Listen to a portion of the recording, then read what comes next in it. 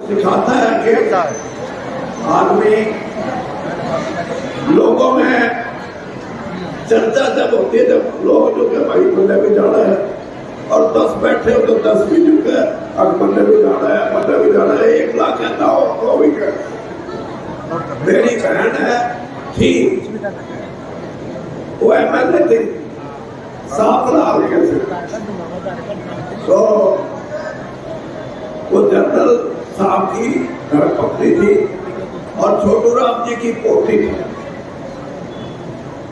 तो मेरे ब्याह लग गया और ब्याह भी था भूपेंद्र सिंह हुड्डा जो हमारे पूर्व मुख्यमंत्री थे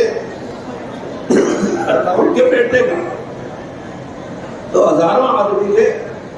जब मैं उठ कर चालन लग गया तो जो भी मिला था मैं हाथ तो मिलाऊ था, गणखरा का नाम भी लूट था, अल्लाह भाई बुलाने के हाल है, बुलाने के हाल है। तो वाली बोली भाई तू इतने लोग जाने है, तो क्या बहन जी इतना नहीं जाने तो काम नहीं चले। देखता तो वो लोग उसी को मानते जो जो कहे भाई तुमने भी जाना, बच्चे भी जाना। आप सब जो आए ये मेरी बात जो बड़ी तरीके है, इसका आपको सुनने का कोई ज्यादा दिलचस्पी नहीं आती। आप तो जो सुनना चाहो है कि इस रोड़े में आके शेख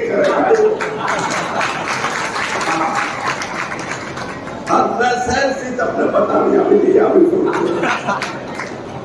क्योंकि राजनीति के अंदर बहुत सी चीजें ऐसी हैं जो मर्यादित राजनीति जो आदमी करता है, और मर्यादित राजनीति वो होती है जो अपने लिए, अपने स्वार्थ के लिए ना करके जनता के लिए करे, लोगों के लिए करे, बहनों के लिए करे, भाइयों के लिए करे। और आज का तो युग ऐसा है भाई, 2-3 बात जो मैं देखी है 5-6 साल में वो जरूर आपको कहूँगा। देखो एक तो लोगों ने नहीं हो रहा है अब भाई यह भी पार्टी देख ली, यह भी देख ली, यो नेता भी देख लिया, यो नेता भी देख लिया।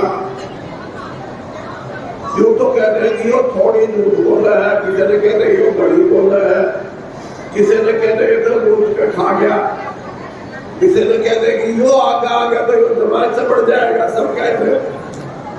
तो इस तरह की नेताओं की टिप्पणी, राजनीतिक दलों पे टिप्पणी, ये क्यों है? क्यों लोगों का भ्रम, क्यों लोगों का विश्वास राजनीतिक दलों से उनकी लोकप्रियता से हट गया, उनका जो उनकी विश्वसनीयता से हट गया। और खासतौर पे जो नौजवान बच्चे हैं ये तो ये समझते हैं कि भाई चाहे देश की क्षेत्रीय पार्टियां हैं और चाहे देश की बड़ी पार्टियां हैं, वो एक नए सिस्टम के अंदर, और सिस्टम का मतलब ये होता है कि जो कार्यशैली है देश की, चाहे किसी पार्टी में हो, वो कहते हैं ये कार्यशैली हमारे को पसंद नहीं, कुछ ऐसा करो जिससे हमारी चिंताएं मिट जाए। चाहे रोजगार की बात, चाहे भ्रष्टाचार की बात, चाहे पढ़ाई की बात है, चाहे अच्छे अस्पताल और अच्छे डॉक्टरों की बात है, कितनी ऐसी चीजें हैं जिसमें लोग ये कहते हैं कि कुछ कर लो, इनमें थोड़े दिन सुधार हो फिर गड़बड़ हो जाए।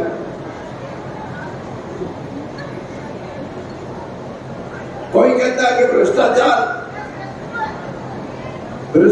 तो कभी नहीं हो सकता। बड़े बड़े नेता कहते हैं ये बात, कम तो हो सकता है, खत्म नहीं हो सकता। क्यों भाई, कम क्यों हो सके और कम हो सके तो खत्म क्यों नहीं हो सकता? यह कोई बात है? कोई कहते हैं अब किसे पढ़ा लो अपने बालका ने, गांव का जो बालक होगा उसकी पढ़ाई और शहर वाले की पढ़ाई में तो जमीन आसमान का फर्क है। शहर में तो पढ़ाई अच्छी हो है और गांव में तो कुछ नहीं। ये सही बात है।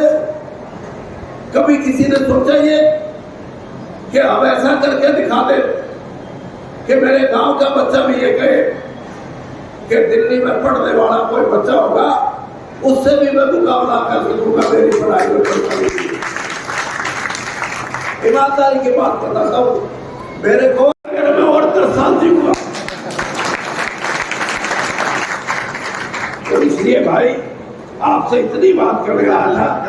मैं अपने सभी साथियों का यहाँ धन्यवाद करता हूँ और श्री नारायण जी आपको खास धन्यवाद। आपने एक सफल तब भी हम यही कहते थे कि अगर इस किसान को बचाना है, ये कमेरे वर्ग को बचाना है, ये किसान के साथ खड़ा होकर कोई साथी सीरी है उसको बचाना है, तो खेती को ऐसा करो जिससे कि हर आदमी जो भी खेती करने वाला है या जो खेती करवाता है उसको लगे कि हाँ इस देश की दौलत में, इस देश के धन में मेरा भी हिस्सा बचा है। हिस्सा तो कोई भी आ जाओ, आप पैसे आज गेहूं का भाव 2000 है, 2000 चार कर लो, जो भी कुछ नहीं। मैं ये कहता हूं कि एक तरफ तो महंगाई और महंगाई भी इतनी खतरनाक। भारत सरकार ने कल डीजल और पेट्रोल के भाव कम क्यों किए? क्योंकि लोग ये कहने लग गए थे, अर्थशास्त्री ये कहने लग गए थे कि कहीं श्रीलंका जैसे हालात तो नहीं हो जाए। इसलिए महंगाई ना बढ़े, 7 रुपये 6 रुपये डीजल पर, 8 रुपये पेट्रोल पर कम करने का मतलब सिर्फ ये था। मैं ये कहता हूं कि इस देश की धन दौलत में जब तक कमेरे वर्ग को, मेहनत करने वाले को, पसीना बहाने वाले को जब तक उसका नहीं मिलेगा जो उसको मिलना चाहिए, तो अर्थव्यवस्था का कोई मतलब नहीं है। और इस अर्थव्यवस्था को बदलने का नौजवानों में दम है। नौजवान इस व्यवस्था को बदलने के लिए काम कर सकते हैं। जात पात और धर्मांधता की राजनीति से इस देश का आर्थिक विकास संभव नहीं है। वो तो समाज को कमजोर करने का एक इरादा। इस देश के प्रजातंत्र को मजबूत रखना है आपने। आपको बात ये मेरी छोटी लगती हो, लेकिन प्रजातंत्र रहेगा तो ये देश रहेगा। प्रजातंत्र नहीं रहेगा तो देश कमजोरी में आ जाएगा। आज से 75 साल पहले ये जो भाई बैठे हैं, कोई तो जींद रियासत में था, कोई पटियाला में थे। किसी ने कहा था हमारा स्कूल बना दो, किसी ने कहा था हमारा अस्पताल खोल दो, किसी ने कहा था सड़क पर, पक्की सड़क पर चलने दो। मैं मेरे पिताजी के साथ कई बार पटियाला जाता था। 1956 तक पटियाला हमारी राजधानी थी। ये जो गढ़गा लहरा गढ़गा है, यहाँ एक सड़क थी, बाकी कच्चा रास्ता था। 1956 से पहले की बात बताता हूँ। और वह सड़क पक्की थी। तो मैंने एक दिन मेरे पिताजी से पूछा, मैंने कहा यार 15-16 मील तो पक्की है, बाकी कच्ची। जो बोले यार इसलिए पक्की है कि राजा शिकार खेलने आया करता है। राजा के शिकार करने के लिए तो सड़कें पक्की बनती थी, लेकिन आप लोगों के लिए नहीं, आप लोगों के लिए स्कूल नहीं, आप लोगों के लिए अस्पताल नहीं। तो इसलिए प्रजातंत्र जब आया तो सब कुछ बदला। और इस बदले हुए परिप्रेक्ष्य में मेरी एक बात अगर आप मान के चलोगे तो मैं आपको यकीन दिला सकता हूं कि आने वाले समय में धन दौलत के अंदर आपके अधिकारों के लिए और आपको एक अच्छा जीवन व्यतीत करने के लिए, आपकी पढ़ाई अच्छी हो, आपकी स्वास्थ्य सेवाएं अच्छी हो, आपको रोजगार के साधन मिले, ये तभी संभव होगा जब आप ये मन बना लोगे कि हमने अपने देश को मजबूत रखना है, हमने अपने देश को प्रजातंत्र को मजबूत रखना है। इसलिए हमने मेरे साथियों इनमें कई वाणे करने अपन इनमें थोड़े बुला लो फिर देख लेंगे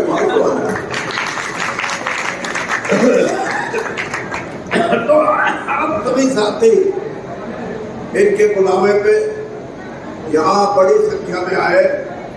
आपका हरियाणा का भविष्य नजर आए, ये प्रोग्राम बनाया है और उस प्रोग्राम में हम 4 मीटिंग तो ऐसी करेंगे। अभी 19 जून तक मैं शिवनारायण जी और अपने सारे साथियों को, सोमवीर जी बैठे हैं, प्रेम पहलवान बैठे हैं, सारे बैठे हैं और ये कुल्लू जी बैठे हैं।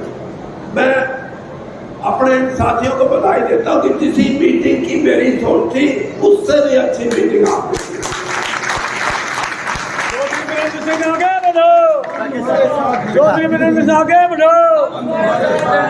ये 4 मीटिंग पहले छोड़ना चाहेगा। पिछले सालों में प्रयास हुए और मैं ये कहे बगैर नहीं रह सकता कि जातिवादी राजनीति करने वाले राजकुमार सैनी जैसे लोगों ने हमारे समाज के अंदर बिखराव करने की कोशिश की और भी लोगों ने बिखराव करने की कोशिश की।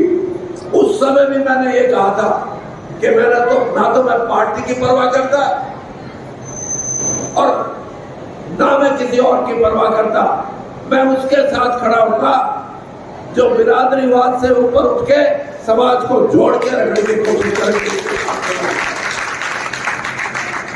आज भी वही समस्याएं हैं हमारे समाज में। अभी कई भाइयों ने कहा कि वीरेंद्र सिंह को हम आगे की कमान देना चाहते हैं मुख्यमंत्री के रूप में। मैं आपको दूसरी बात क्यों रहा है, मेरी 50 साल की राजनीति में मैं आपको एक बात कहूंगा और उस बात को आप अगर पल्ले लगा लोगे तो जो आप कह रहे हो वो क्या कि वीरेंद्र सिंह भविष्य की राजनीति में इस हरियाणा में उन नौजवानों के साथ खड़ा होगा जो ईमानदारी की राजनीति करे, जो सच्चाई की राजनीति करे, उन लोगों के साथ खड़ा होगा जिनको मन में यह विश्वास हो कि मैं कुछ पढ़ गया तो मैं अपने समाज के लिए कुछ करूंगा, अपने इलाके के लिए कुछ करूंगा, अपने गांव के लिए कुछ करूंगा। चीफ मिनिस्टर बनने की बात नहीं है, लेकिन चीफ मिनिस्टर बनाने की ताकत वीरेंद्र सिंह ज्यादा है।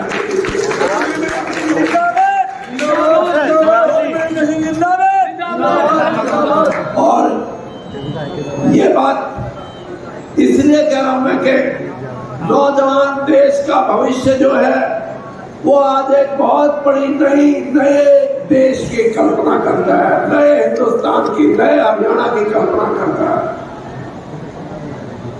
आप कभी कभी आंकड़े देखो, हम कहते हैं भाई हमारे में फलाने आदमी पर बड़ा अच्छा प्लॉट है, लक्ष्य वाला बड़ा अच्छा बिजनेस कर रहा है, तेवर डाला भी बढ़िया पैसे कमाओ है। लेकिन मैं आपको एक बात बताऊं, ये तो कुछ भी नहीं। इस देश के अंदर कितने 145 आदमी इस देश में ऐसे हैं जिनके पास इस देश की सारी धन संपत्ति, सोना चांदी, आधा उनके पास है, 145 आदमियों के पास, और आधा 140 करोड़ लोगों के पास है। इससे बड़ी गैरइंसाफी और क्या हो सकती है? पैसा तो उनके पास है, अपने पास है नहीं। किसान की लड़ाई भी हमने इसीलिए लड़ी। ऐसे बच्चे हर एक आदमी ऐसा बच्चा नहीं हो सकता। गांव के अंदर पढ़ने वाले बच्चे जिस तरह किसी के जूते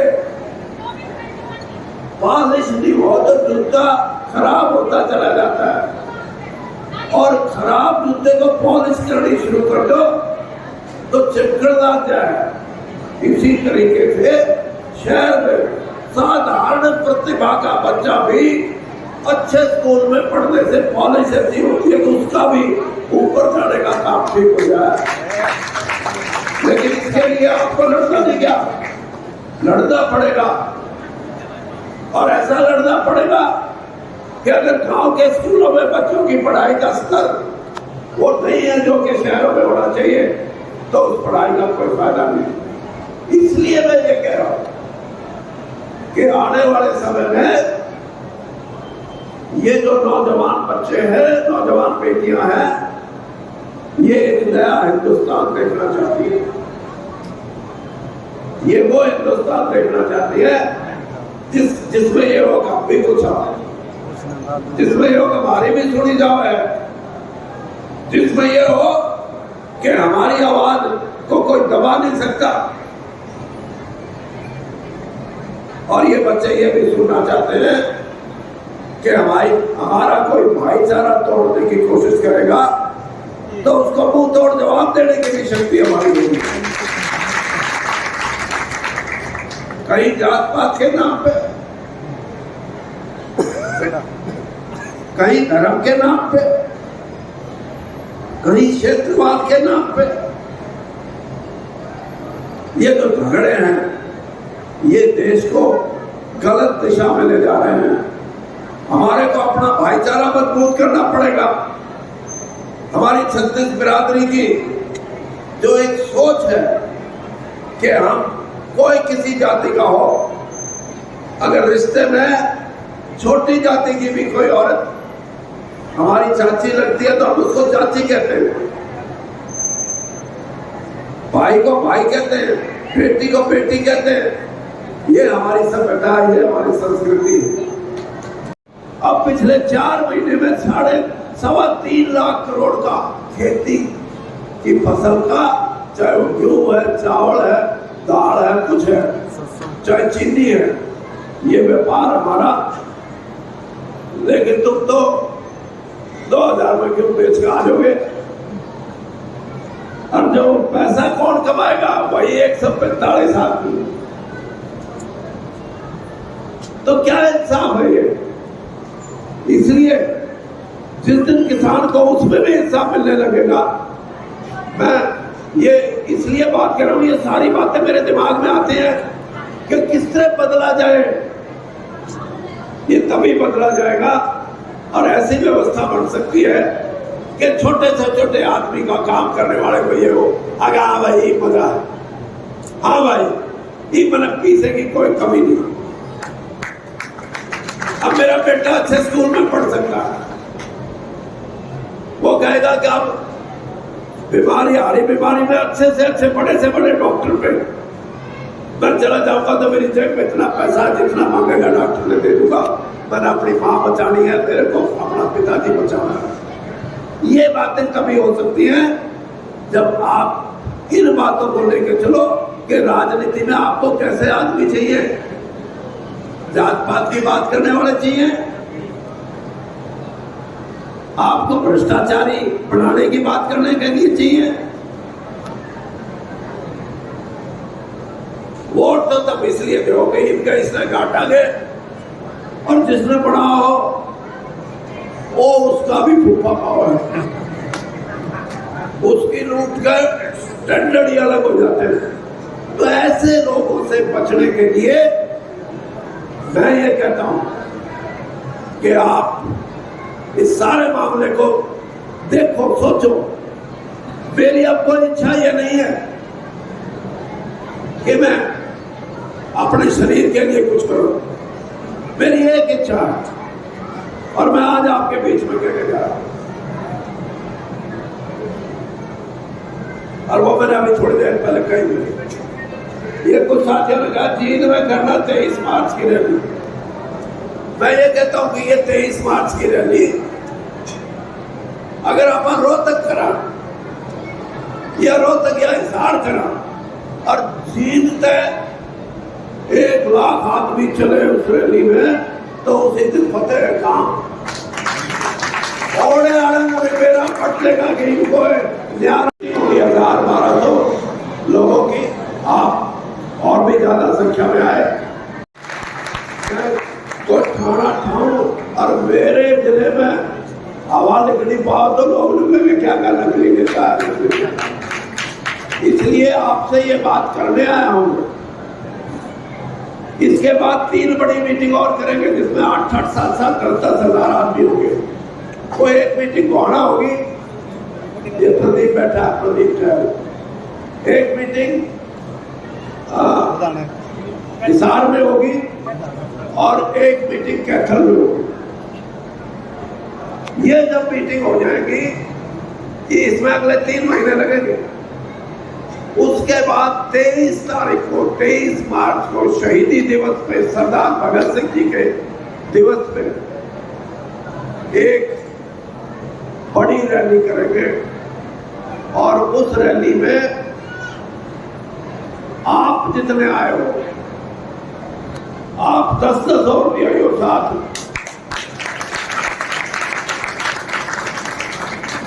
वो क्या करना पंजाबी में फट्टे चकना कर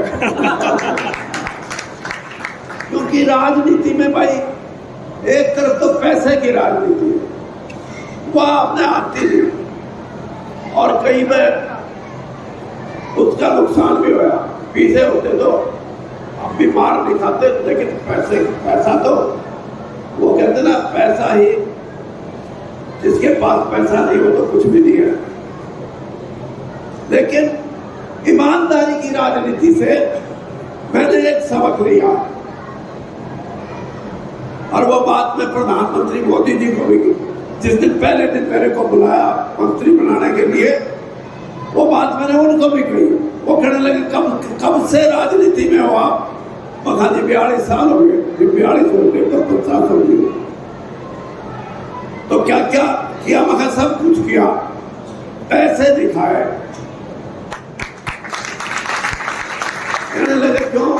मैंने कहा इसलिए कि नींद आराम से आए, खाया और तो उधड़क के पड़े, कहीं तो फंसे पड़े नहीं फिर। तो कम से कम ईमानदार आदमी के साथ अगर ये जनता है और ये जनता इस देश को और मजबूत आर्थिक दृष्टि से, सामाजिक दृष्टि से बढ़ाना चाहती है, तो ईमानदारी की राजनीति ही इस देश को मजबूत करेगी। वरना देश भ्रष्ट लोगों के साथ मिलकर